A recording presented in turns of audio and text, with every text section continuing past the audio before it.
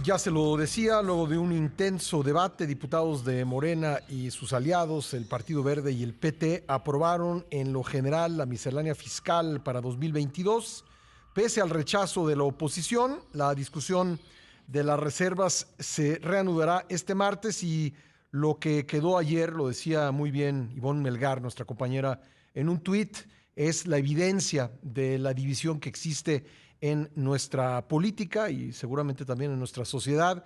Exactamente votaron, pues de acuerdo con sus filiaciones partidistas, los legisladores en torno de esta miscelánea fiscal para el año entrante. Ivonne, ¿cómo estás?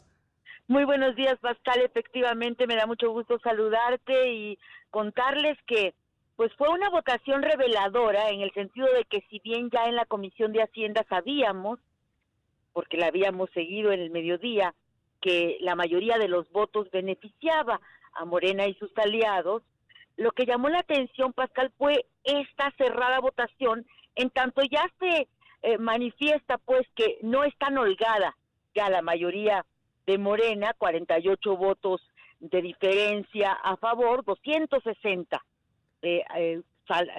vota la miscelánea fiscal y 218 en contra, 42 de diferencia. Pero aquí el dato revelador es que toda la oposición cerró filas. No hubo, como en otras ocasiones, alguno que se abstiene o muchos ausentes o unos a favor, que sucedía mucho en la legislatura pasada. Hoy todos los diputados de oposición votaron en contra.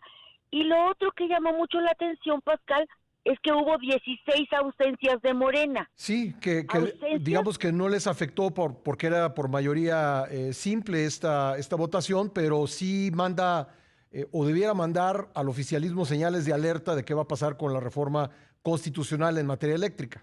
Efectivamente, y además que se notan entonces muy relajados, poco disciplinados los legisladores de Morena, porque te estoy hablando de una sesión semipresencial, es decir, que el diputado que no quisiera, no pudiera llegar a San Lázaro, tenía las condiciones, las posibilidades de votar desde cualquier cómodo rincón del país.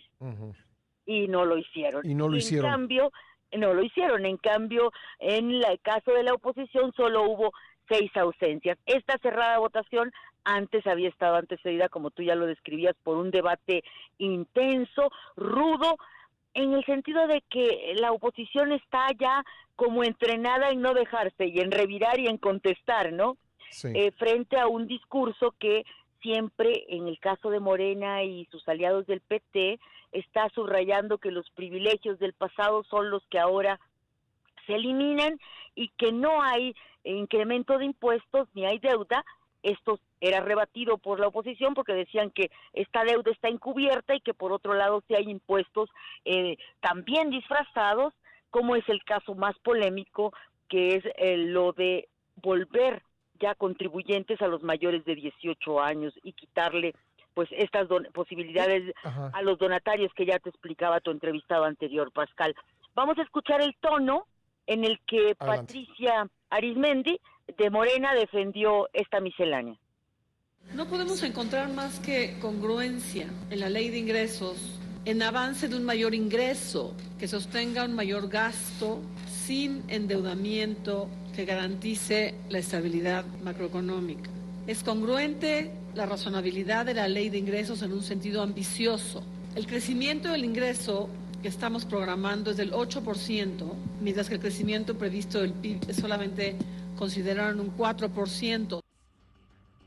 Tanto PRD, PRI, PAN, Movimiento Ciudadano cuestionaron severamente esta limitación para las donaciones a las organizaciones de la sociedad civil. Hablan de que se van a perder alrededor de 8,000 millones de pesos y se subrayó mucho la condición de pérdida para la Cruz Roja, porque el 25% de sus ingresos entrarían por esta vía, Pascal.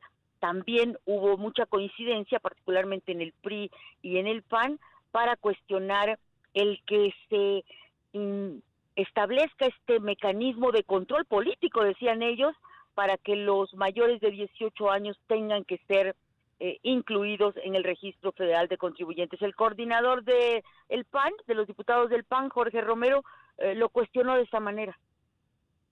¿Cómo qué le quiere qué pretenden registrando en el Registro Federal de Contribuyentes a jóvenes de 18 años? ¿Qué dice? ¿Quieren moches ustedes? Permítanme, orador. Qué bueno que lo gritan. Orador, A ver, grábenlo, permítame, por transmítanlo. favor. Morena quiere Orador, moches. permítame, por favor, orador.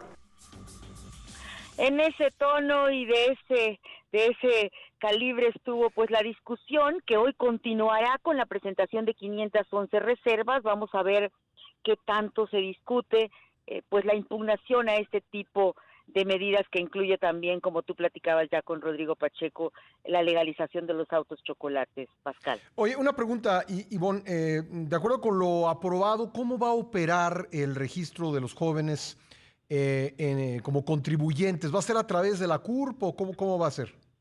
Fíjate que la diputada Patricia Terrazas del PAN, que fue presidenta en la Comisión de Hacienda de la legislatura pasada, fue muy crítica con el actual presidente, que es del Partido Verde, Luis Armando Melgar, en el sentido de que la comisión hoy no hizo su chamba técnica. Uh-huh. En años pasados, justamente la Comisión de Hacienda, en una mesa técnica con la Secretaría de Hacienda, afinaba todo este tipo de dudas para que los legisladores llevaran mano en qué tanto hay que cuidar ese proceso y a los contribuyentes, ¿no? Sí. No fue el caso hoy. Lo único que Luis Armando Melgar subrayó mucho en tribuna es que sí quedará claro en un transitorio que no será penalizado aquel joven que no se registre, como tampoco será obligatorio para quienes no están perteneciendo al mercado laboral. Bueno, pero pues, no hay precisiones. Tal vez hoy en el debate de las reservas tendremos mayores detalles. Pues estaremos pendientes. Ivonne, te agradezco mucho. Gracias por la crónica. Al contrario, gracias a ti. Gracias, Ivonne Melgar. Son las 8:50. Vamos a una pausa. Regresamos enseguida. Quédese aquí, no le cambie. ¿Cómo para qué?